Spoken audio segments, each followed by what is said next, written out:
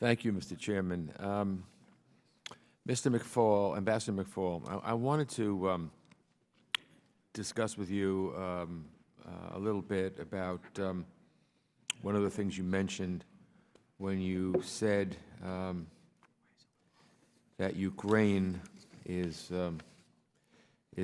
central to blocking Putin.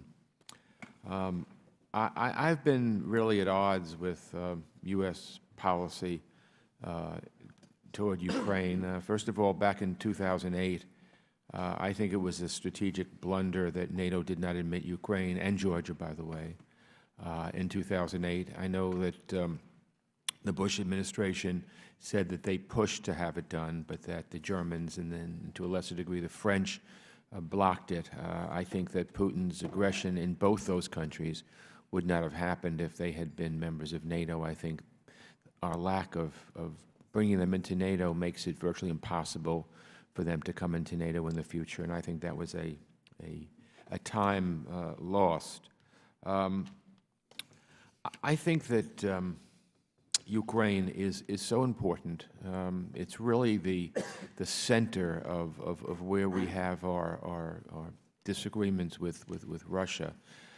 If we allow Crimea to just be annexed and do nothing about it, don't even talk about it anymore, if we allow Putin to stop his nonsense, if we allow Putin to continue his nonsense, I should say, in eastern Ukraine, reports indicate the fighting has stepped up again in Ukraine, and it seems that every time Putin feels pressure in one part of the world, he'll intensify the military campaign in the Ukrainian East as a valve to release that pressure.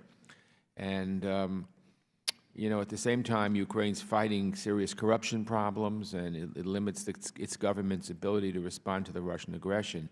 I mean, I just think that we have the most pro-Western government in Ukraine that we could possibly have, and God forbid that government falls.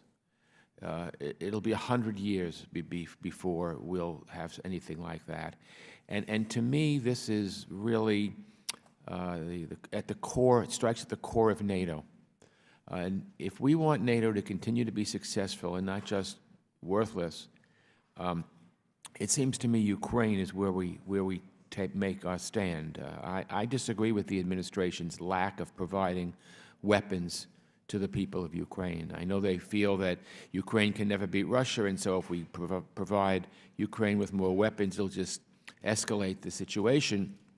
But I think Putin makes a different calculation when Russian soldiers start coming home in body bags. I think that his calculation will be different, that he can just make trouble whenever he wants to, and there'll be no price to pay. So I want you to expand on Ukraine, because I think that is really where it's all about. And shame on us if we allow that regime in Ukraine to falter. Thank you for the question. I agree. I agree with everything you just said. I do believe that the best way to support reform and those that care about democracy and markets in Russia is to have Ukraine succeed.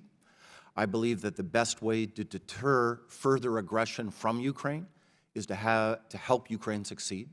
It's when the government is collapsing, when democracy is not working, when the economy is not producing, that creates the permissive conditions for more mischief. So I really do think the key moment in all of European security right now is what this government will do over the next 2 to 10 years. This is a long-haul issue. This is not something that's going to be solved. This government meaning which government? The Ukrainian government. Yes.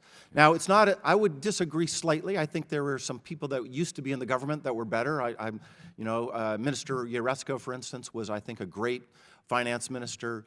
The former minister of the economy. I hope to see them back again. But generally, I think the glass is half full, not half empty. They're doing some extraordinary things, especially on the macroeconomic front, when facing some real big challenges. And, talking to some very senior folks over at the IMF in the last few days, they're pleased with the progress they're making. The one issue that they agree, that the Ukrainians agree, and I agree, that needs more focus is a fight against corruption and to get the oligarchs out of the political process. That's going to be a long process, and we should be engaged in that process. I think what happens in Ukraine really determines the fate of what Russia will do with respect to that part of the world. With respect to Europe, with NATO, I would just say two things. One, I disagree. I want to make sure everybody understands. I do disagree with Ambassador Matlock right now. Whether it was right to expand NATO or not, we could relitigate that. We were probably on different sides of that debate. But to pull back now, I think would be a very dangerous thing because it would create a vacuum. It would create uncertainty about our commitment to our NATO allies. And to me, the best way to keep the peace, we're all quoting Ronald Reagan. Let me quote one more Ronald Reagan quote. I'm also at the Hoover Institution, by the way. Peace through strength. So Putin needs to have zero doubt in his mind that we're going to have our Article 5 commitments to our allies, including our allies, the Baltic states and Poland, and that's why I support making that clear. By the time we got to the government, just to be clear about the historical record, the debate about Ukraine joining NATO was over. Whether that was good or bad, again, we can talk about that. It was not on the agenda. So when I see on RT that they're doing this in Crimea to stop NATO expansion, it's nonsense. There was no NATO expansion. I was in the government for 5 years. In pretty much every meeting with Mr. Putin and Mr. Medvedev, and on every phone call but one, the issue of NATO expansion never came up once because the issue was over. Ukraine was not asking to join NATO. NATO did not want Ukraine to join. After the election in 2010, Mr. Yanukovych even more so did not. It all is a post facto rationalization for what Putin did in Ukraine that he brings that up. And I think we need to be clear about that historical record. Okay, thank you. Thank you. Thank you. Thank you. We go to